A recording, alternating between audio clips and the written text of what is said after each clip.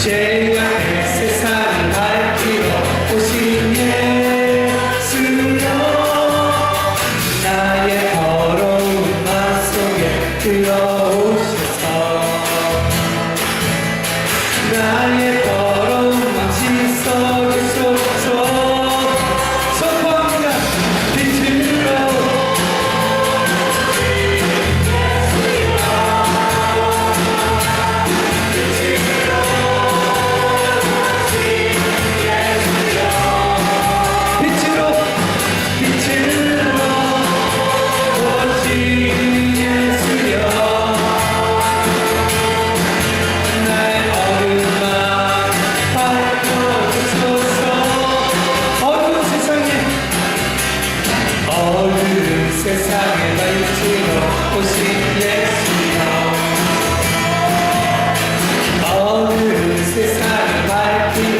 오신 예수여 나의 어둠 막 속에 들어오소서 나의 어둠만 밝혀주소서 빛으로 오신 예수여 빛으로 오신 예수여 빛으로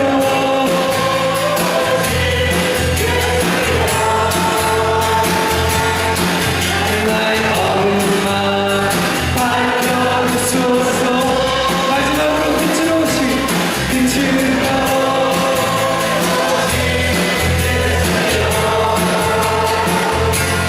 빛으로 오신 예수여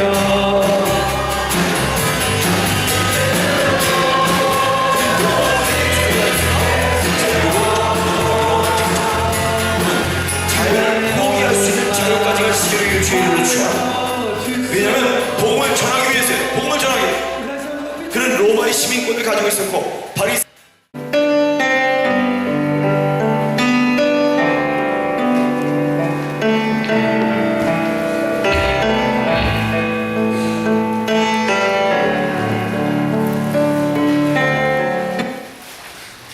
우리가 성경을 가니까 배경음악까지 깔아줍니다. 할렐루야.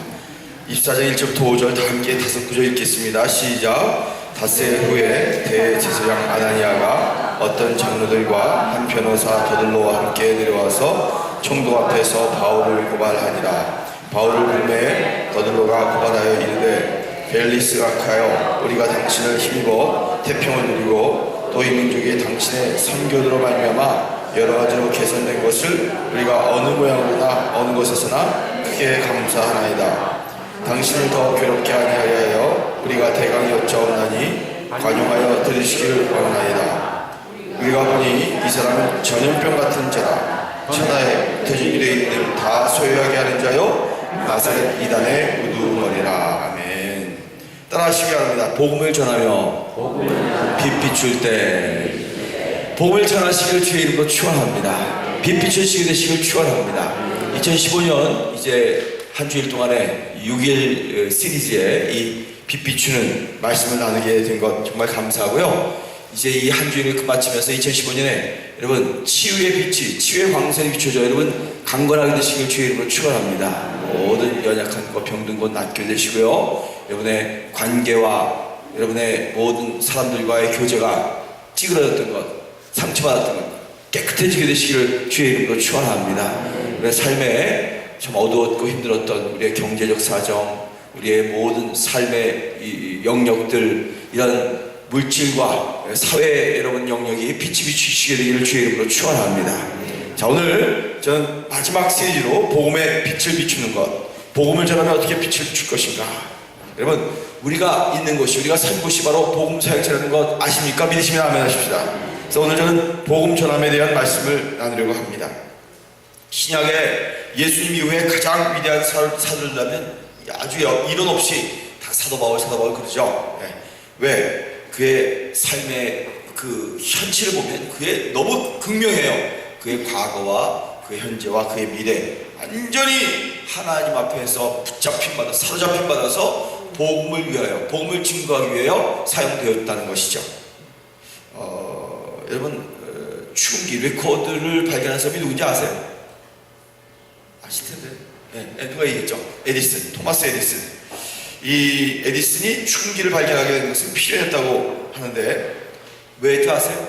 에디슨은 가는 귀가 먹었기 때문에.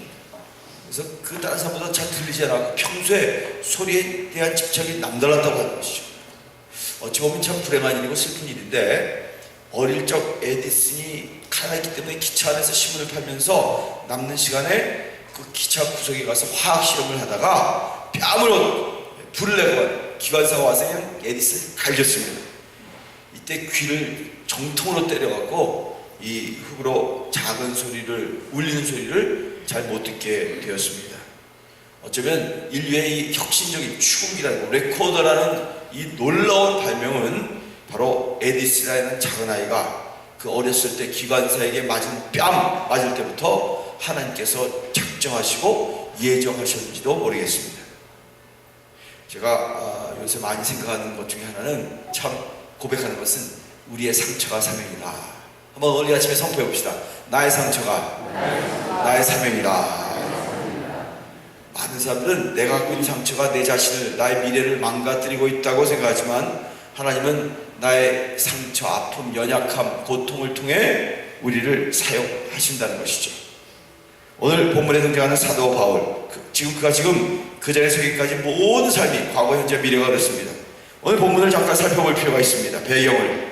사도 바울이 초대교회 당시 소아시아 지역을 전체를 다니면서 복음을 전했는데, 그의 사역은 마지막에 꼭 로마에 가서 복음을 전하는 것이었죠.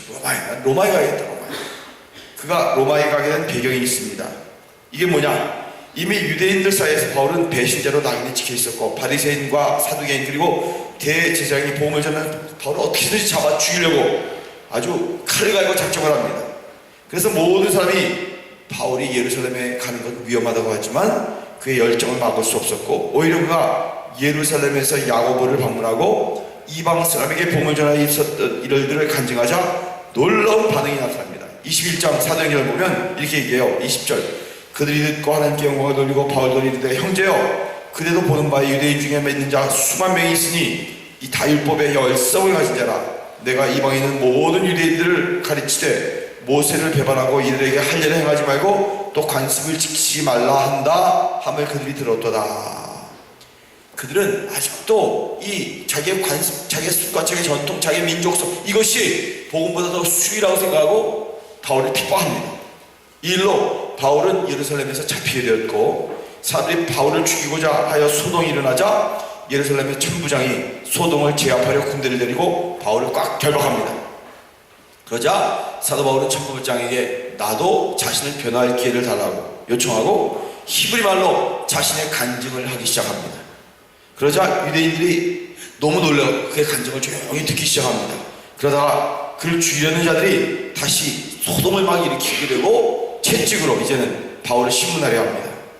그러자 너무 이 극적인 순간에 들어갔기 때문에 바울이 나는 로마 시민이다, 자기의 신분을 밝힙니다. 사도행전 22장에 보면 27절부터 천부장이 와서 바울에게 말하되 네가 로마 시민이냐 내게 말하라. 이르되 그러하다. 천부장이 대답하되 나는 돈을 많이 들여 이 시민권을 얻어노라. 바울이 이르되 나는 나면서부터로다. 이렇게 얘기해요.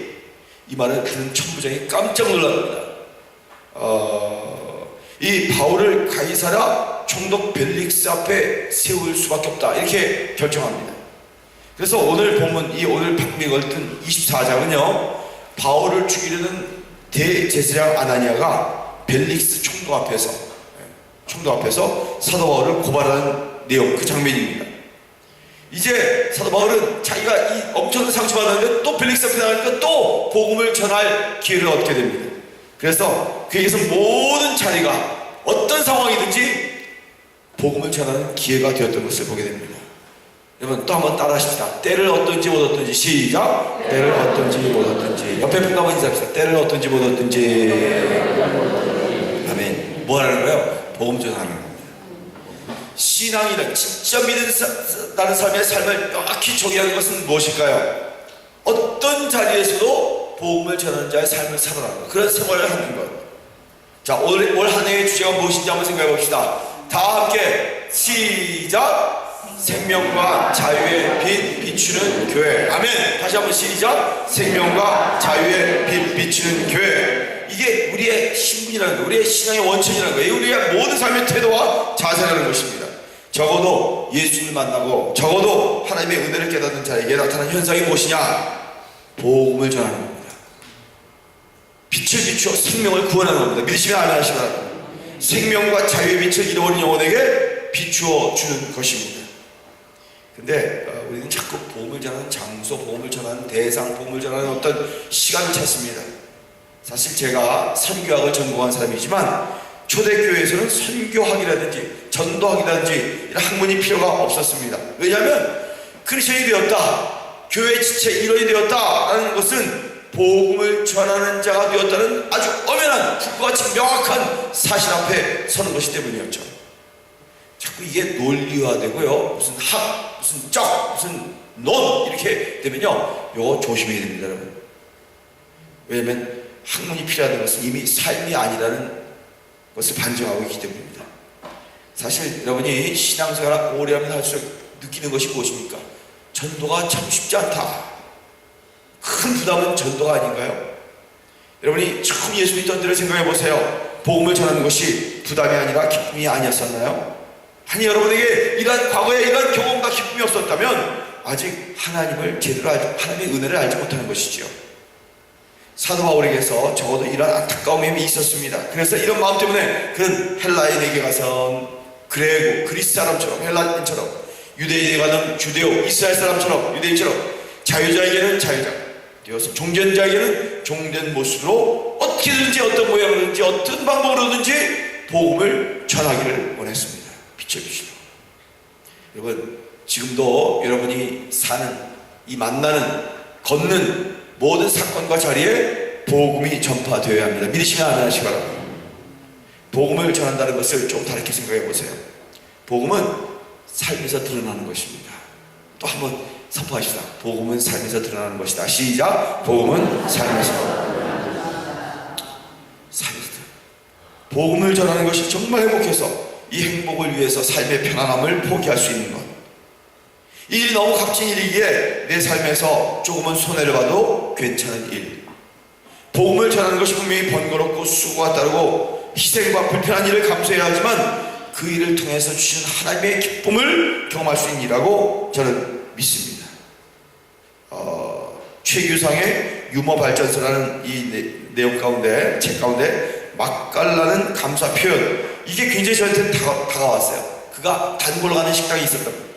내 입맛에 착 달라붙는 맛있는 음식을 먹다 보면 참 고맙고 감사한 마음이 든다. 그래서 전에 식사 후에 포스트잇에 감사의 몇 글자를 적어다가 주방장에다 딱 붙여서 전달했습니다. 뭐라고 썼는지 아세요?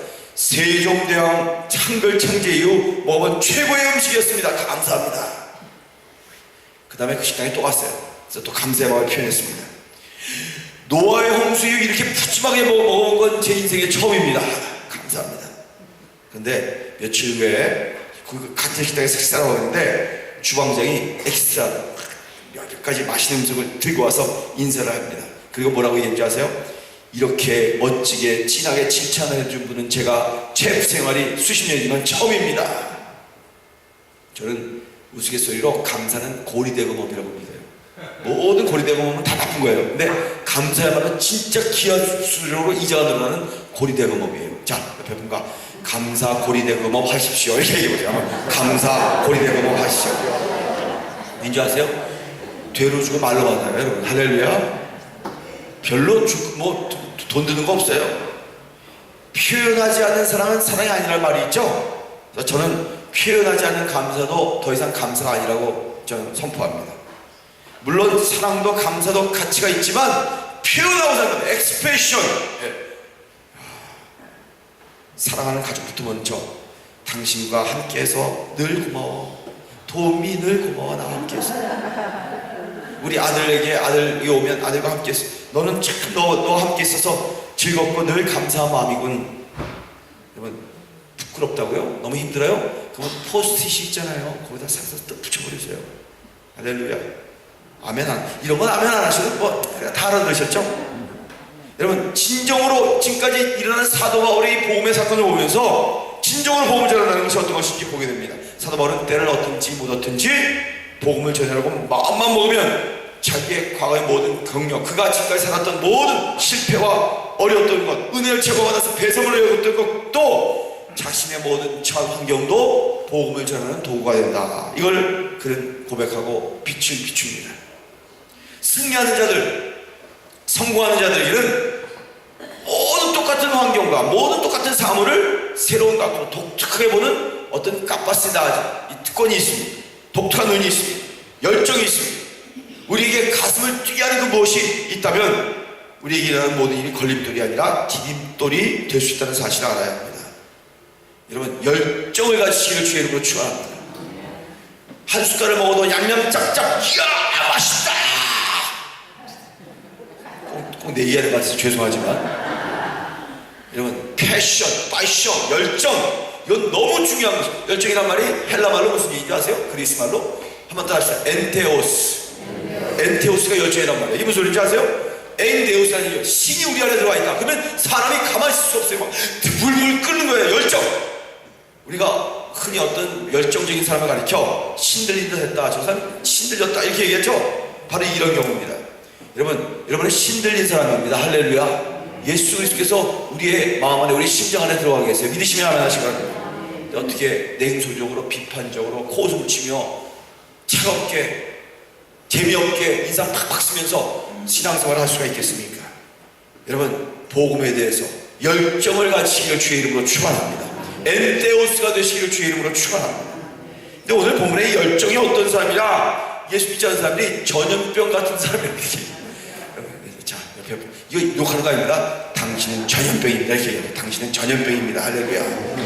또 말 못하시네. 하셔야 돼요. 오늘 본문을 통해서 이 사도 바울을 향해서 선포하는 흥미로운 이 호칭을 발견하게 됩니다. 5절 한번 읽어봅시다. 시작. 우리가 보니 이 사람은 전염병 같은 자라. 천하에 흩어진 유대인들을 다 소외하게 하는 자요 나사렛 이단의 우두머리라. 전염병이라는 말, 이 예전 성경에 보니까 연병에 걸린 자다 이렇게 표현되어 있는데 아주 어감이 좋지 않은 단어죠. 그렇지만 사도 바울의 이 신분, 아이덴티티를 가장 잘 설명하고 있습니다. 여러분, 전염병이라는 게 뭐예요? 전염된, 트랜스미션 된다는 거예요. 트랜스미션. 이 스프레딩 아웃, 옆으로 퍼져나간다는 거예요. 여러분이 가는 곳마다 뭔가 퍼져나가게 되시길 주의 이름으로 축원합니다. Contagious disease 이렇게 영어에서 얘기해요. 한번 탁 컨택했더니 그냥 병균 뭐가 바이러스나 박테리아나 뭐가 막 퍼져나가는 거예요. 그 다음에 이게 한 사람에서 다른 사람 정도로 퍼져나가는 것이 아니라 전염병의 이 원래 원은 에피데믹 이렇게 얘기해요. 이 원래 헬라어 에피데믹, 이건요 한 사람이 그걸 갖고 왔더니 수십, 수백, 수천 나라 전체가 확. 자, 전염병의 특징이 무엇입니까? 첫째, 나 자신의 의사와는 관계없이 병이 퍼져나가기 때문에 무서운 거예요. 내가 그걸 원하고 원치 않고 이거 상관 안 해요. 두 번째, 상대방의 의사와 관계없이 불가항력적으로 퍼져나가는 것이 전염병입니다. 내가 원치 않고 받으니. 또 세 번째, 전염병에 걸리는 순간 그것을 퍼뜨린 사람과 똑같은 병에 걸리게 된다는 것이 전염병의 특징입니다. 얼마 전 우리나라와 전 세계를 깜짝 놀라게 한 에볼라를 생각하면 아주 쉽게 이해가 될 것입니다. 작년 11월에 북한에 들어가려고 했다가 다 비행기표까지 사놨다가 이 에볼라 때문에 북한이 다 문을 닫아버려서 못 들어가게 됐습니다. 이 정도로 전염병은 무서운 것입니다. 오늘 본문에 대한 배경을 이미 자세히 얘기했습니다. 사도 바울을 재판하는 자리에서 사도 바울을 기소한 자들, 사도 바울을 악구사하는 자들이 표현한 내용입니다. 전염병 같은 자. 그가 가는 곳에서 사도 바울은 자기의 의사와 상관없이 복음이 전파됩니다. 또한 상대방이 원금 원칙 그의 의사와 상관없이 사도 바울을 만나는 순간 확 변화가 일어나기 시작합니다. 모든 환경에 놀라운 것은 그들도 똑같은 믿음, 즉 예수를 믿게 된다는 것이죠. 할렐루야. 얼마나 무서운 일입니까? 얼마나 큰 영향력입니까? 저는 기도해요. 하나님, 어디를 가든지 북한 땅에 들어가도 내가 받는 땅과 그 사람들을 통해서 뭔가 그들에게 흘러가게 하여 주시옵소서. 불가항력적인 일입니다. 그의 입을 열면 전파되는 것이 복음입니다. 그가 살아가는 삶이 바로 복음을 전파하는 삶입니다. 선포하시다. 복음을 전하며 빛 비추는 삶을 살자. 불가항력. 이게 영어로 말하면 irresistible force라고 그러고요. 이 나라 말로는 forza mayor, forza irresistible 이렇게 얘기하는데 우리가 그 복음에 가지면 어쩔 수 없이 그냥 복음이 막 들어오게 돼 있다는 거예요. 이게 복음의 특성이에요. 그래서 하나님을 믿지 아니하는 사람들이 사도 바울을 가장 두려워했던 것입니다. 그럼 가기만 하면, 도시에 들어가게 하면 뒤집어져요. 사람들은 난리가 나요. 소요가 일어나요. 사도 바울이 힘을 가지고 있거나 높은 위치에 있어서가 아니라 그가 가는 곳에 바이러스처럼 예수의 복음이 spreading out, irresistible force로 막 일어났다는 것입니다. 사도 바울이 가졌던 열정이 무엇입니까? 바로 복음, 그리스도를 전하고 싶어 했던 것입니다. 왜냐하면 그 복음으로 인생이 변화되고 구원받을 수 있다는 확신이 있었기 때문입니다. 자, 우리가 왜 복음이 잘 전달되지 못하고 복음을 마케팅한다고 하죠. 마케팅하지 못하는 이유가 있다면 그 복음에 대한 확신과 열정이 없기 때문입니다. 여러분이 갖고 있는 물건 조그만 거 하나라도 거기에 대한 패션, certainty, 열정과 확신이 있으면 그것은 나가게 돼 있어요. 마케팅이 되게 돼 있어요. 여러분, 제가 묻습니다. 여러분은 믿지 않는 자녀가 예수를 믿을 때 잘 될 것이라는 확신을 하고 있습니까? 믿으시면 아멘.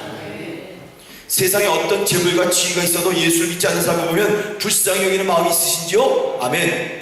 이거 가져요. 이런 열정과 확신이 있어야 돼요. 근데 그 열정이, 확신이 우리의 생활을 통해서 자연스럽게 일어나야 된다는 것입니다. 어떤 기독교 이단 집단에 빠진 자식을 찾으려고 부모가 막 그곳에 가서 항의 시위를 하고 있을 때 옥상에서 그 사람의 자녀 중에 하나가 피켓을 들고 있었습니다. 뭐라고 썼는지 아세요? 엄마 아빠는 믿는 대로 살지 않죠? 저는 믿는 대로 살아요. 이렇게 썼어요. 적어도 이단에 빠진 자녀에게 비친 부모의 신앙이 거짓으로 위선으로 보이는 것입니다. 복음을 전한다는 것은 나의 모습을 본 가장 가까운 사람이 나를 따라오도록 하는 거예요. 나처럼 살도록 만드는 거예요. 나처럼 확신과 열정을 가지고 인생을 펼쳐나가도록 만드는 거예요. 그래서 오늘 다시 한번 이런 인사를 나눠봤으면 좋겠습니다. 연병알자로 살아가시기를 바랍니다. 한번 해보세요. 자, 제대로 한번 해보세요. 연병알자로 살아가시기 바랍니다.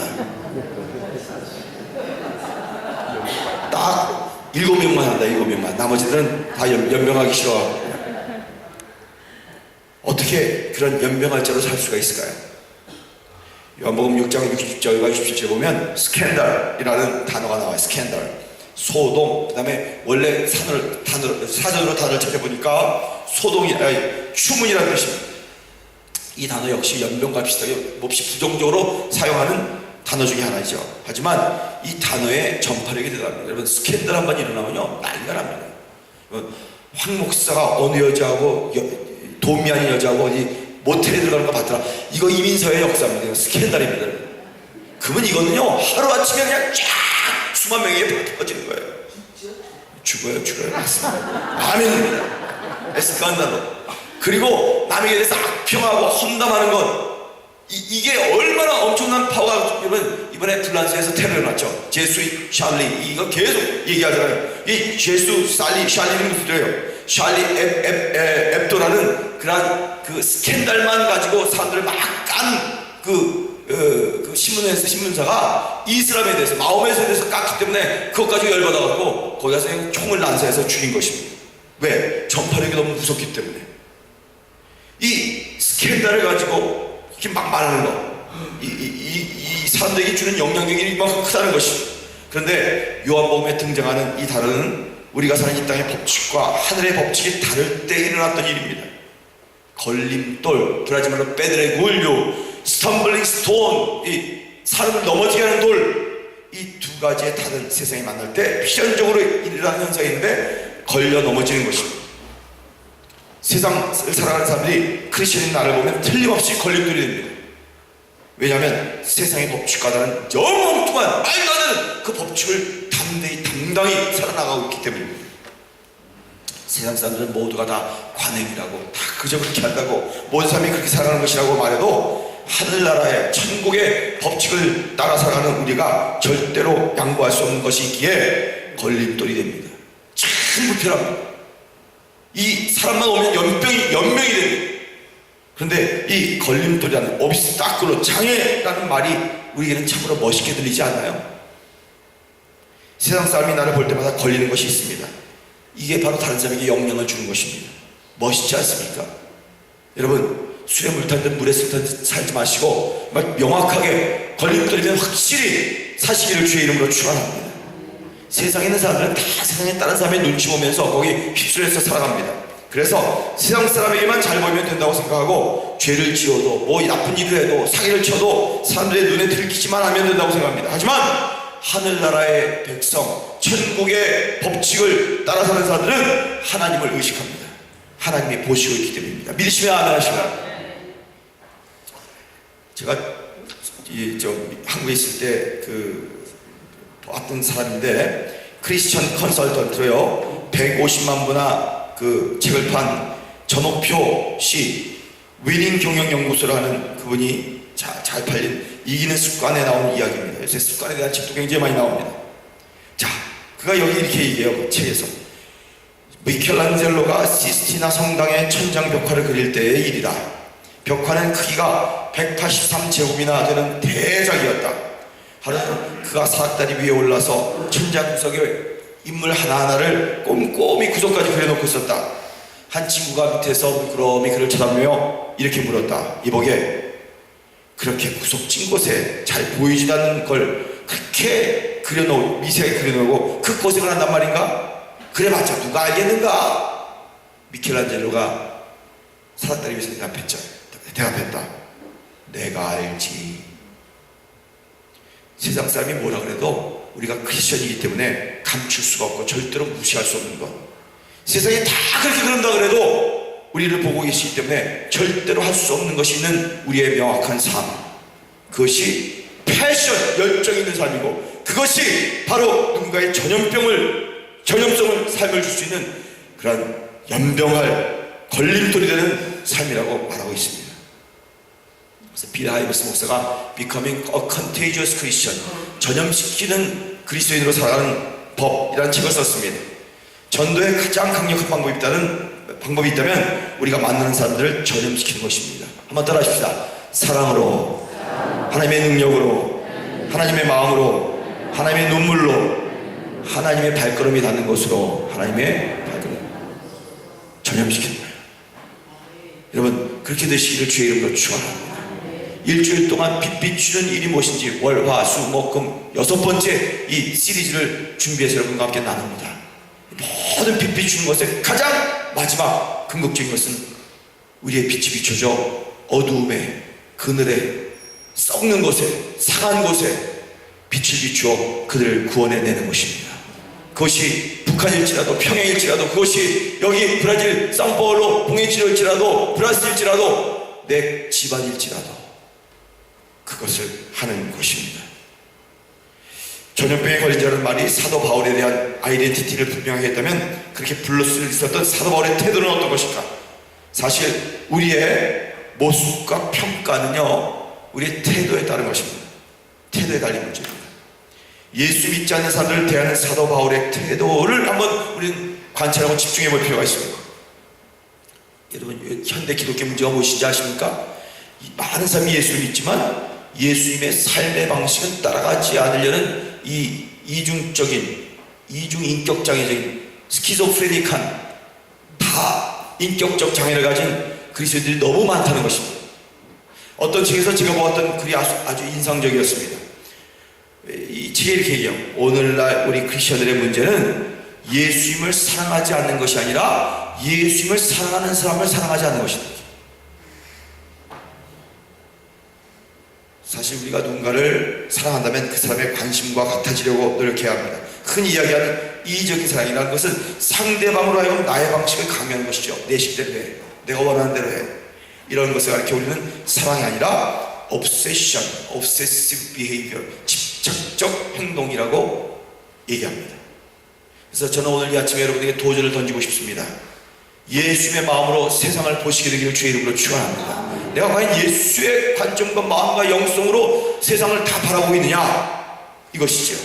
어느 선교사가 태국 항공을 타고 타이 비행기를 타고 여행을 하게 되었습니다. 선교사의 마음에 저 스튜디오스 여자가 전혀 예수를 안 믿는 것 같아요. 그래서 전도해야 되겠다는 생각이 들어서 이렇게 그녀에게 다가왔을 때 이렇게 얘기했습니다. 좀 시간이 있을 때 혹시 예수 그리스도를 아십니까? 그러니까 스튜디오스 갑자기 올라갑니다. 그래서 잠시만 기다려달라고. 그래서 어디론가 사라졌습니다. 이 여자가 나의 말을 듣는 거야? 잠시 후 한 5분 10분 후에 스튜디오스가 와서 승객을 찾아서 말합니다. 죄송합니다. 아무리 승객 명단을 찾아봐도 그런 분이 이 비행기에 타지 않았습니다. 지저스 크라이스트라는 분이 안 계십니다. 여러분, 예수님께서 세상에 계실 때 가장 안타까워했던 것이 있다면 하나님을 믿는다고 하면서도 하나님의 마음을 모르는 사람들, 유대인들, 사두개인들, 바리새인들, 율법학자들, 하나님을 믿는다. 종교는 잘 따랐습니다. 적어도 사도 바울이 하나님의 은혜를 체험하고 나서 그는 하나님의 마음을 따라 살려고 했습니다. 하나님께서 이 땅을 구원하시기 원하는, 정말 어둠 가운데 빛을 비추기 원하시는 이 소원을 이루고자 하는 삶을 드렸던 것입니다. 어떻게 빛을 비출 수 있을 것인가? 저는 2015년을 시작하면서 계속해서 우리들의 신앙, 어떻게 어떤 영적 일련의 방향성, 이것을 여러분과 함께 좀 나누고자 합니다. 빛을 비추시기를 주의 이름으로 축원합니다. 참, 이 빛을 비추는 건 세상이 그렇게 얘기하는 마케팅이에요, 마케팅. 우리는 그거 배우려고 뭐 돈을 주고 뭐 MBA를 간다, 수십만 번씩 들으면서 공부하지만, 여러분이 이거 지금 빛을 비추는 거 깨닫는 거예요. 마케팅에서 뭐라고 그러지 아세요? 어떤 물건을 만들어내는 것보다 더 중요한 것이 있다면 그것을 설명하는 것이다, 이해시키는 거예요. 내용보다 더 중요한 것이 그것을 설명하는 방법입니다. 그래서 마케팅에서는 포지셔닝, 자리 잡다, 위치, 이거 굉장히 중요하다고 얘기합니다. 이 말의 뜻은 그 물건이 혹은 대상에 대하여 어떤 위치가 정해지면 관념이 바뀌어지게 된다는 거예요. 똑같은 상품, 근데 이 관념을 바꾸는 것이 무척 힘이 된다고 합니다. 다른 말로 하면 어떤 위치에 있느냐에 따라서 영향력이 달라진다는 것이죠. 포지션. 여기서 아주 중요한 말씀을 드리려고 합니다. 오늘 여러분이 믿는 그 복음이 믿지 않는 사람들에게 어떻게 포지셔닝이 되고 있는가? 여러분이 크리스천으로서 믿지 않는 사람 앞에서 어떤 위치를 차지하고 있는가? 그거 굉장히 중요합니다. 이 사도 바울과 이 사도행전 내용을 묵상하면서 우리가 느끼는 것은 진정한 영향력을 가진 리더십이 무엇인지, 진정으로 예수를 믿지 않는 사람들에게 어떻게 복음을 전하는 것이 가장 영향력 있는 일인지 사도 바울이 보여주고 있는 것입니다. 여러분, 생명과 자유의 복음을 빛을 비추시기를 주의 이름으로 축원합니다. 이 예를 들면 자유, 그는 모든 일에 자유하였으나 자유로 종노릇하기로 작정합니다. 여러분, 자유를 포기할 수 있는 자유까지 가시게 되기를 주의 이름으로 축원합니다. 왜냐하면 복음을 전하기 위해서요. 복음을 전하기 위해서. 그는 로마의 시민권을 가지고 있었고 바리새인이었지만 자신이 가진 이 권세, 이걸 마음속에 쓸 수 있는 자유를 쓰지 않기로 작정합니다. 이게 진정한 자유입니다. 왜냐하면 복음을 가지고 사람들에게 다가가기 위해서입니다. 그는 유대인으로 할례를 받고 율법을 아는 사람이었지만 이방인에게 앞에 나가서 절대로 자기의 방식을 고집하지 않았습니다. 나 한국 사람이고 한국 교육이기 때문에 브라질 친구들 너 우리한테 인사하고 한국식으로 얘기하고 그래?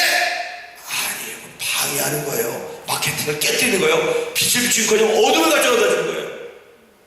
우리의 문화가 복음보다 더 앞설 수가 없습니다. 믿으시면 아멘 하세요. 우리의 언어가, 우리의 코스튬이가, 우리의 습관이 절대로 복음을 앞장설 수가 없는 거예요. 깨뜨리시기를 주의 이름으로 축원합니다. 그리고 복음만 증거될 수 있다면, 예수의 생명만 그들에게 전염될 수 있다면, 나는 어떤 모습인지, 어떤 시기든지, 어떤 내 자기 포기든지 나를 깨뜨리는 일이라도 감당하겠다고 선포하고 결정하고 나가는 것이 빛 비추는 일이라는 것을 믿으시기를 주의 이름으로 축원합니다. 그는 왜?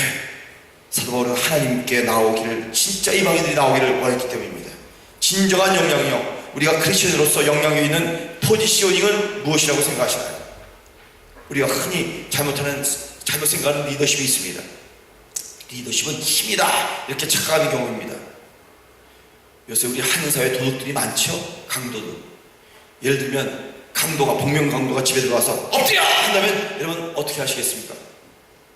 그 사람이 무기를 들었기 때문에 여러분 아마도 그 사람의 명령에 따르는 것이 신상에 좋을 듯 합니다. 그렇게 하세요? 뻗튀기지 마세요. 총 맞습니다. 네. 그렇다면 그 사람이 힘이 있기 때문에 사람들이 명령에 따른다고 그 사람에게 야, 저 사람 리더십이 있다 그렇게 얘기합니까? 아니에요. 여러분, 많은 사람 착각해요. 여러분이 예수를 믿고 축복을 받아서 돈 많고 힘 있는 사람이 된다고 영향력 있는 사람이 될 수 있다는 착각, 그건 큰 착각을 하는 것입니다. 두 번째, 직책, 포지션. 이 포지션이, 지위가 그 사람의 영향력이라고 생각하시나요? 그래서 우리는 흔히 우리가 높은 자리에 올라서 기독교 대통령이 나와서 우리 기독교 대통령 두 분 얼마나 죽었습니까? 여러분, 하나님의 영광을 위해 기독교인들이 뭔가 해야 된다, 그 말로 자꾸 올라가려고 합니다. 물론 높은 위치에서 많은 일을 할 가능성이 있지만 그 위치가 그 사람의 영향력을 말하는 것은 결코 아닙니다. 도리어 악영향을 끼칠 수가 있습니다. 미국에서 역대 대통령 중에 가장 인기 없는 대통령 순위를 매겨놓습니다. 그 중에 한 사람이 지미 카터 대통령입니다. 저 바닥입니다. 근세기에 가장 인기 없는 대통령 중에 하나인 조지 부시까지도 재선에 성공을 했는데 카터 대통령 얼마나 인기가 없었는지 한 번에 그치고 만 사람입니다. 근데 그가 대통령직에서 물러나고 나서 가장 세계적으로 영향력 있는 인물 중에 하나가 되었다는 거 아세요? 왜냐하면 그는 지금 평화를, 자유를 만드는 일을 하고 있기 때문입니다. 그 사람이 지금 어떤 자리에, 어떤 위치에, 어떤 감투, 어떤 직책을 갖고 있는가가 중요한 것이 아니라 그 사람이 무엇을 하고 있느냐가 중요한 것입니다. 믿으시면 아멘 하시다. 최진규 장로님, 우리 교회에서 가장 지금 권세가 세신 분입니다. 당회 성입니다. 바짝 낮아지시기를 주의 이름으로 축원합니다. 당회원이고 장로고 성이라고 해서 조금 잘난척하고 목소리 올리고 교만했다가 코가 박살나는 거 아시죠? 아멘, 아멘 하셨습니다. 여러분이 지금 어떤 자리, 어느 자리에 있느냐가 복음을 마케팅하는 것이 아니라 지금 여러분이 이 순간에 하나님의 백성으로 무엇을 하느냐, 진짜 이것이 중요해요. 교회에서 가장 영향이 있는 사람은 목사, 장로, 권사, 순위가 아니라 가장 신실한 믿음을 가진 사람이라는 걸 아십니까? 믿으시면 아멘 하십시오. 여기서 중요한 것은 faithful, fidelidade, self-fiel, 바로 신실함이라는 단어입니다. 아직도 우리 교회 안에서 나 권사 되고 싶어, 나 왜 안 시켜줘, 나 왜 언제 장로 되려고 하는데, 직책이 결코 그 사람의 영향력을, 리더십을 줄 수가 없습니다. 세 번째 또 이 착각이 있어요. 전문성, 스페셜티, 프로페셔널리즘, 스페셜리제이션, 이것이 영향력으로 착각하는 경우죠. 우리가 인생을 살아가면서 전문성이 분명히 영향을 주는 것은 사실이지만 이 전문성은요, 숲을 보지 못하고 나무만 보는, 풀만 보는 아주 위험성에 빠지기 쉽습니다. 전문성은 교만의 위험에 빠지게 하는 아주 첩경입니다. 우리가 흔히 하는 이야기입니다. 책을 한 권만 읽은 사람, 딱 한 번만 그곳에 여행 갔다 온 사람이 우기기 시작하면 당할 자가 없어요. 보니까 쌍바로 왔다는 사람이 나보다 쌍바로를 더 잘하더라고요. 여러분, 내가 한국에 가보니까 우기는데, 야, 난 다 알고 있는데 한두 가지가 죠. 이 전문성의 영역이, 자기가 좀 알고 있다는 영역이 교만으로 또한 하나님의 영역을 넘어서는 순간 그리스도의 영향력은 싹 사라지고요, 신빙성, 신뢰성은 다 없어져 버립니다.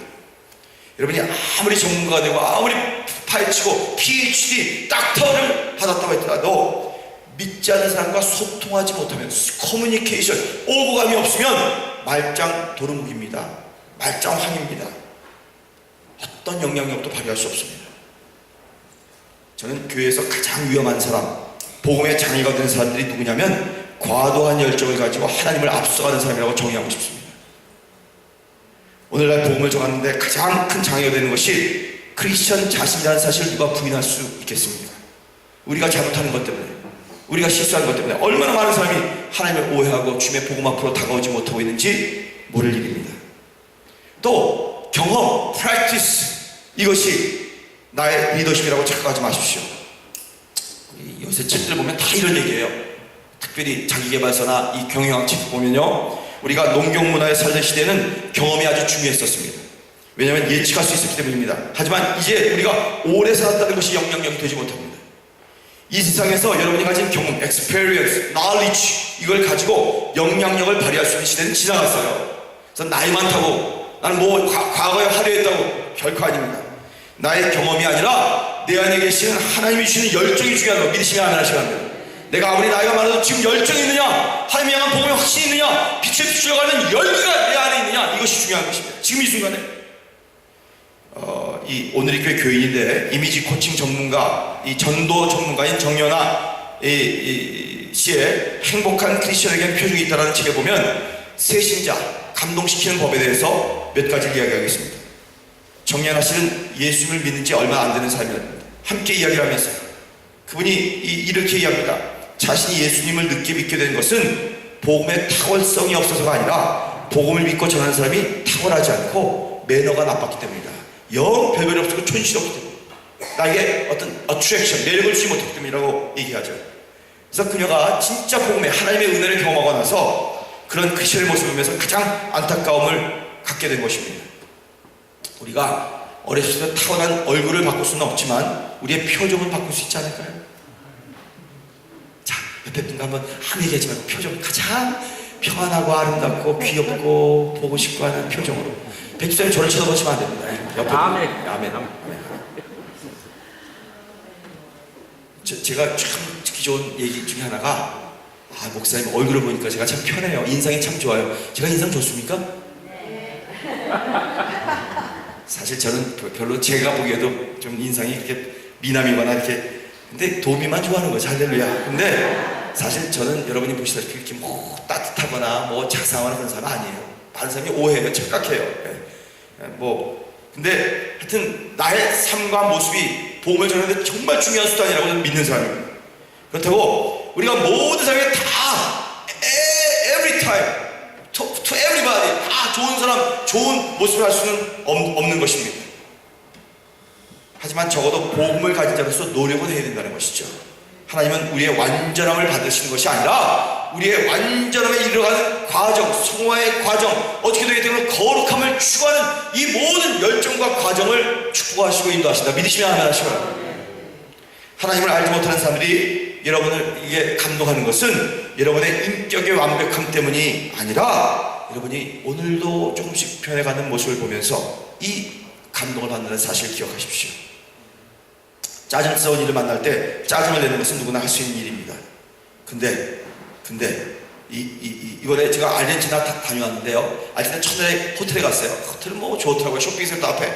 근데 밑에 내려와서 열쇠가 잘 안 돼서 이거 좀 바꿔달라고 했는데 이 사람이 딴짓하면서 뭐 5분 10분 지나도 내가 날 본 척만 쳐하는 거예요.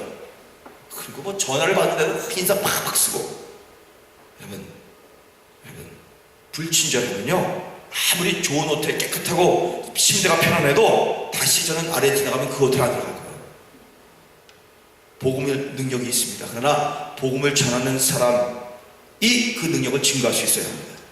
내가 전화를 받을 때 주는 첫인상, 그 목소리, 주차를 할 때 만나는 사람들, 교회 문을 들었을 때 만나는 안내자들의 얼굴과 표정과 인사하는 모습, 이거 조금만 디테일이지만 이번에도 우리 재직 수련회 사역자, 헌신자 다 이거 우리 다시 한번 확인해 봐야 되지만 그 모든 사람이 지금 봉사하고 헌신하는 사람들에 비하여 복음에 열린 자라는 사실을 생각한다면 우리가 행하는 태도가 새롭게 결정되어야 되지 않을까.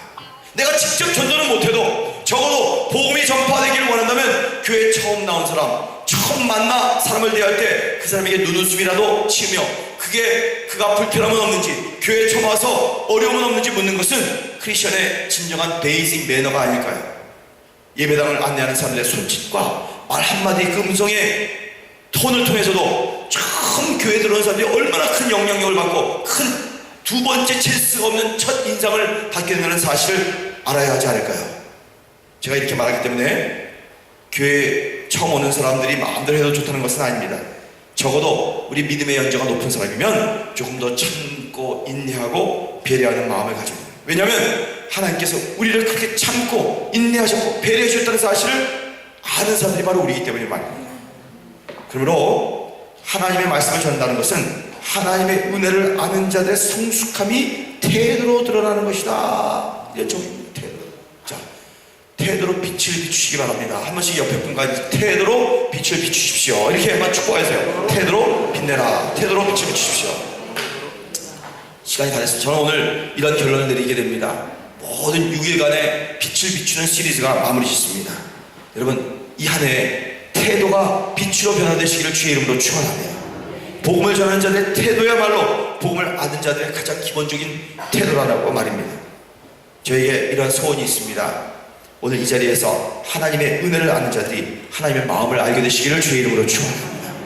우리의 삶에 전염병에 걸린 자처럼 그리스도의 사랑과 복음이 나이가 가까이 다가오는 삶이면 일어나게 되기를, 우리 교회 사람들이 오는 것이 중요한 것이 아니라 누군가가 나로 말미암아 복음을 듣고 하나님을 아는 자가 되는 꿈을 꾸기를, 그래서 저는 이런 생각을 2015년에 더욱 확실히 합니다. 우리 교회가 남미에서 큰 교회고 사람들이 많아서 영향력이 있거나 하나님이 기뻐하시는 교회가 될 수 있는 것이 아니라 여기는 한 분 한 분이 하나님의 마음을 알아서 살아가는 자로 살아가기 때문에 이 교회는 엄청난 파워와 영향력이 있다.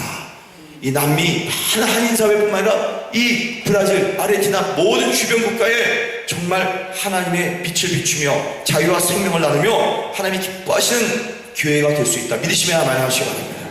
그때 우리 교회를 빛을 비추며 자유와 생명을 나누며 영향력 있게 사용할 수 있다는 사실을 믿으시기를 주의 이름으로 축원합니다. 2015년이 시작되었습니다. 이제 목장 공동체라고 했던 목장이 시작되고, 이 목장이야말로 가장 오늘 말씀드렸던 것처럼 관계로서 생활과 삶으로서 전도하기에 최고의 현장입니다. 여러분, 여러분의 삶을 통해서 빛을 비출지어다, 생명의 빛을 비출지어다, 자유의 빛, 전도의 빛을 비출지어다, 그렇게 되시기를 주님의 이름으로 축원합니다. 잠깐 이번 마무리 지면서 함께 일어나시기 바랍니다. 이제 세 가지 기도 제목을 여러분께 드립니다. 이걸 기억하시고 1-2분 동안 기도하시고 제가 마지막으로 여러분에게 축복 기도를 드리는 나누는 시간을 갖도록 하겠습니다. 첫째, 나에게 주신 은혜를 먼저 알게 하여 주옵소서. 은혜를 깨닫게 하여 주옵소서. 두 번째, 전염병적인 열정을 가지게 하여 주옵소서. 빛을 비추는데 이 빛은 전염병적인 놀라운 파워가 있습니다. 열정이 있습니다. 뜨거움이 있습니다. 은혜를 알고 전염병적인 전도 열정. 그리고 세 번째, 나의 삶과 태도가 전도가 되게 해달라고. 나의 삶과 태도 자체가 전도가 되게 해달라고. 함께 한 1-2분 동안만 이 세 가지 기도 제목 가지고 짧게 기도하실까요? 주여 주여 주여 세 번 부르겠습니다. 주여 주여 주여 주님, 주님의 이름